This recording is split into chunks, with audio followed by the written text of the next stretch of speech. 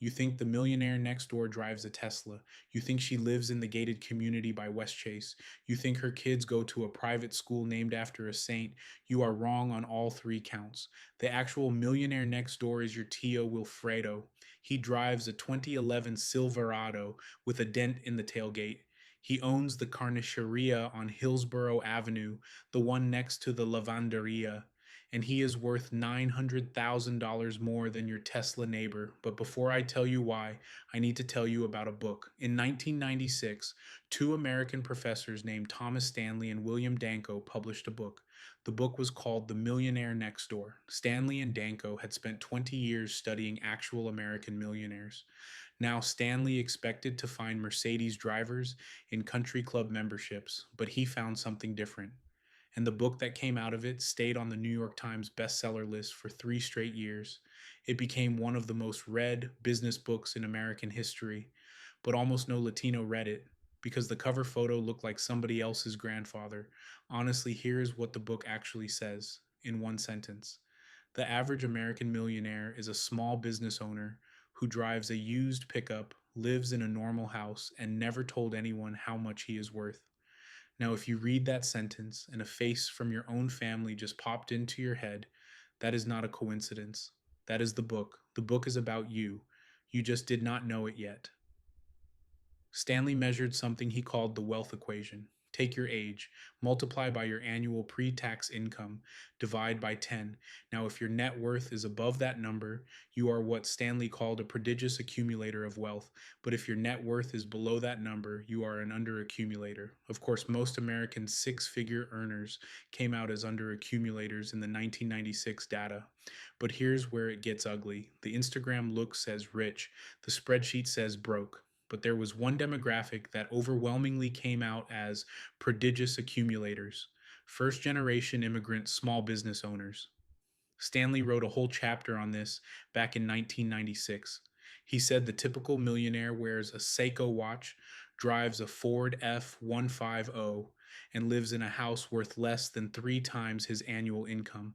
And of course, he also said the typical millionaire would rather repair the dishwasher than buy a new one. Sound like anybody you grew up with.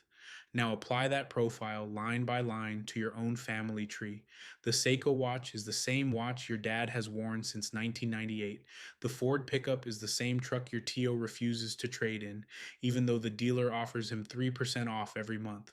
And the repaired dishwasher is your mom standing in the kitchen with a YouTube tutorial open on her phone. That profile is not poverty. That profile is the millionaire profile on the page in 1996, written by a Georgia State University professor in a tweed jacket. But here's where it gets harder. We get to the chapter that hits hardest.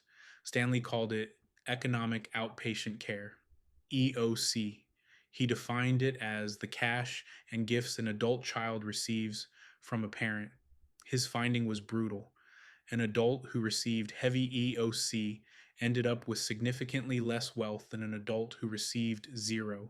Because if you grow up knowing your dad will cover the gap, you never learn to close the gap yourself. Now read that finding again with a Latino lens. If your dad came from Honduras, El Salvador, Mexico, the DR, or Cuba with 2 suitcases, of course he could not give you EOC. Not because love was missing, but because there was nothing to send. And so the same poverty that felt like a curse on your family was, on Stanley's spreadsheet, the exact financial structure that produces millionaires. But here's where the book gets one thing wrong. Stanley was looking at gringo families. EOC for him meant a parent writing a $5,000 check every Christmas. He did not account for the working class immigrant safety net, which means a tia who lets you stay in the spare bedroom for 9 months while you start the body shop, or a primo who loans you 4,000 cash, no contract, because your name is on it and his name is on it, and that is the only contract that matters. That is not EOC. That is not a check. That is a roof and a runway. And that's where your generation has the structural advantage your parents never had. Pillar 3 is the chapter on occupation, and that's where a lot of first gen kids missed the lesson. Stanley found that 2/3 of his sample were either self employed or small business owners, and the businesses were not glamorous. welding shops, mobile home parks, paving contractors, pest control. The book has a famous line: dull, normal businesses make extraordinary money. Now look at what your dad probably did, or your tio, or the family across the street with the second house in the back. Carniceria on Hillsborough, body shop on Florabraska, janitorial company in Brandon, granite installer in Riverview. Those are not consolation careers because the white collar door was closed. Those are millionaire careers, except the white collar door was a trap. And Stanley's data on this is brutal. The lawyer who clears $250,000 a year and lives in Westchase had a net worth of $310,000 at age 50. But here's where it gets dark. The carniceria owner who clears $130,000 a year and lives in town and country had a net worth of 1.4 million at age 50. Same age, different game. Now here's the part that hurts. If your dad ran a small business and you went to college to escape it, you may have walked away from the millionaire producing structure, not the trade itself, the structure. Your dad owned an asset that compounded, but you took a job that pays a salary, and the book says plainly that wage workers do not become millionaires. The math does not work. So when you tell your dad you are proud of him for paying for college and you do not want to take over the carniceria, he hears you. But then the spreadsheet hears something else. The spreadsheet hears the millionaire producing asset is being voluntarily liquidated. But wait, I told you this video was about a book. It is not. The book is the receipt. The real video is about the carniceria your tio is going to sell to a stranger in 3 years because nobody in the family wanted it. The real video is about whether you will read a 1996 spreadsheet and recognize your own family in it before the asset gets sold to someone else. The Millionaire Next Door is $12 on Amazon. Do not read chapter 1. Chapter 1 is the setup. Read chapter 5, the chapter on economic outpatient care.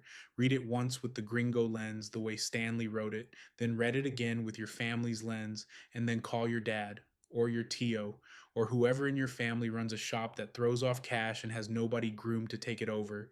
Tell him you read a book that says he was right the whole time, and tell him you want to know how the business actually works. If this video helped you out, hit the like button and subscribe so the next one finds you. Click that notification bell. That's how you catch every new Gordo worldwide video the day it drops. And if you want to keep building, watch this one next. This is Gordo. Apply one thing this week. We'll be back next week.